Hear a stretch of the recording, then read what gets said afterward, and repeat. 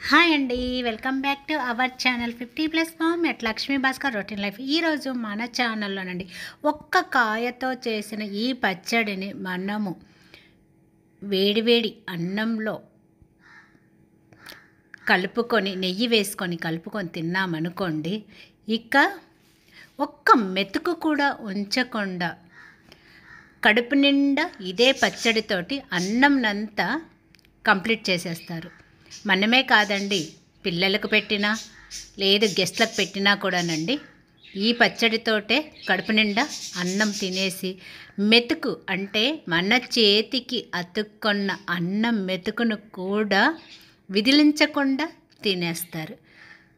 So అంత tasty పచ్చడిని ఎలా తయారు చేస్తారనేది ఈరోజు మీతోటి నేను షేర్ చేసుకుంటున్నాను. దానికోసము మనకు ఒక లేత బీరకాయ ఉంటే సరిపోతుంది.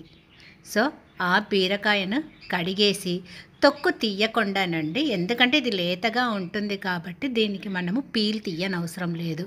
చిన్న చిన్న ముక్కలుగా కట్ చేసేసుకొని దీన్ని పక్కన ఉంచేసుకోవాలి. అలాగేనండి, ఈ బీరకాయ పచ్చడి తయారు చేయటానికి మరీ పండు టమోటాలు అవసరం లేదు, అలాగే పచ్చి టమోటాలు కూడా మనకు అవసరం లేదు. కొద్దిగా దోరగా ఇలాగ పండిన ఒక 3 టమోటాలు ఉంటే సరిపోతుంది.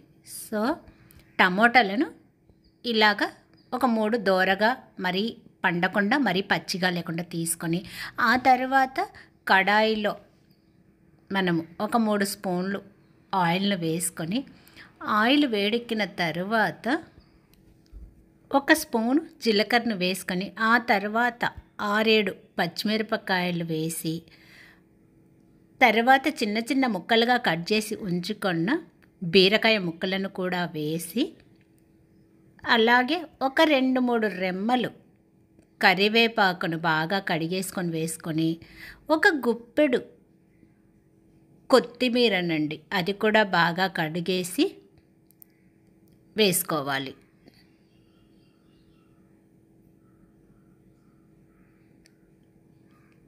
ఆ తర్వాత ఒక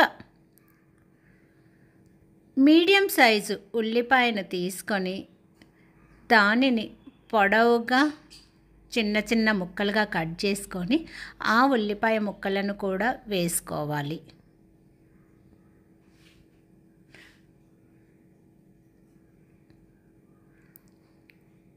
ఆ తర్వాతనండి 4-5 వెల్లుల్లి రెబ్బలను వేసుకొని ఆల్రెడీ నేను మీకు 3 టమోటాలు చూపించాను.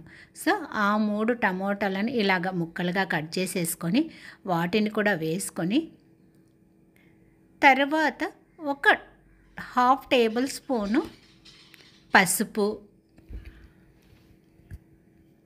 కొద్దిగా ఇంగువ పొడి,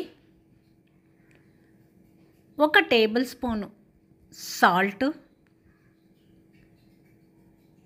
ఇవన్నీ వేసుకున్న తర్వాత మనము బాగా కలిపేసుకోవాలి.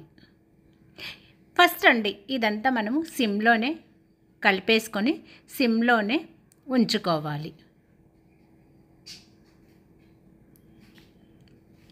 ఇలా సిమ్లో కలిపేసుకొని దీనికి మనము మూత పెట్టేసి ఒక 5 నిమిషాలు సిమ్లోనే ఉడికించుకుంటేనండి వాటర్ అనేది మనకు పైకి వస్తుంది. అలాగా వాటర్ పైకి వచ్చిన తర్వాత మూత తీసేసి దీనిని హైలో పెట్టేసి బాగా ఉడికించేసుకోవాలి. మనకు సిమ్లోన ఈ బీరకాయ అనేది మగ్గిపోయి ఇలాగ కట్ అయిపోయేలాగా వస్తుంది. సో హైలో పెట్టేసుకొని తర్వాత వాటర్ అంతా ఎవాపరేట్ అయిన తర్వాత మరీ సిమ్లో ఉంచేసుకొని ఒక 2-3 మినిట్స్ అండి మనం వేసిన ఆయిల్ పైకి వచ్చేంత వరకు మధ్య మధ్యలో కలిపేసుకుంటూ సిమ్లోనే ఉంచేసుకొని ఆయిల్ పైకి వచ్చిన తరువాత స్టవ్ను ఆఫ్ చేసి చల్లార్చుకోవాలి. ఇలా చల్లార్చుకున్న ఈ బీరకాయ మిశ్రమాన్ని అండి మనము మీ దగ్గర రోలు ఉంటే రోట్లో రుబ్బేసుకోవచ్చు. రోలు లేకపోతే మిక్సీ జార్లో వేసేసుకొని పచ్చడిగా తయారు చేసుకోవాలి. ఇలా తయారు చేసుకున్న ఈ పచ్చడికి కావాలి అంటే మరొకసారి పోపు పెట్టుకోవచ్చు. మినప్పప్పు, శనగపప్పు, జీలకర్ర, ఆవాలు, ఎండుమిర్చి, వెల్లుల్లి, కరివేపాకు, అలాగే ఇంగువతోటి. లేదు అనుకుంటేనండి ఇలాగా డైరెక్ట్గా సర్వింగ్ బౌల్లోకి తీసేసుకొని డైరెక్ట్గా కూడా తింటే మనకు చాలా రుచికరంగా ఉంటుంది ఈ బీరకాయ పచ్చడి. ఈ బీరకాయ పచ్చడినండి మనము ఇక పప్పు, రసము ఎలాంటి కూరలు లేకుండానే మొత్తం అన్నం అంతా లాగించేయచ్చు.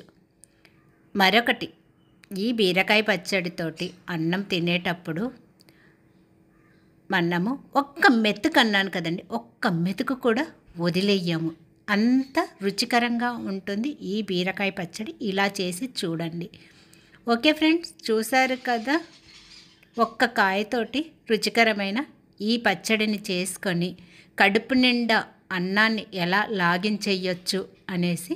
ఇది నచ్చితే లైక్ చేయండి, షేర్ చేయండి, సబ్స్క్రైబ్ చేసుకోవటం మాత్రం మర్చిపోకండి. నెక్స్ట్ వీడియోలో మళ్ళీ కలుస్తాను. అంతవరకు సెలవు. నేను మీ లక్ష్మీ భాస్కర్ను. బాయ్ అండి.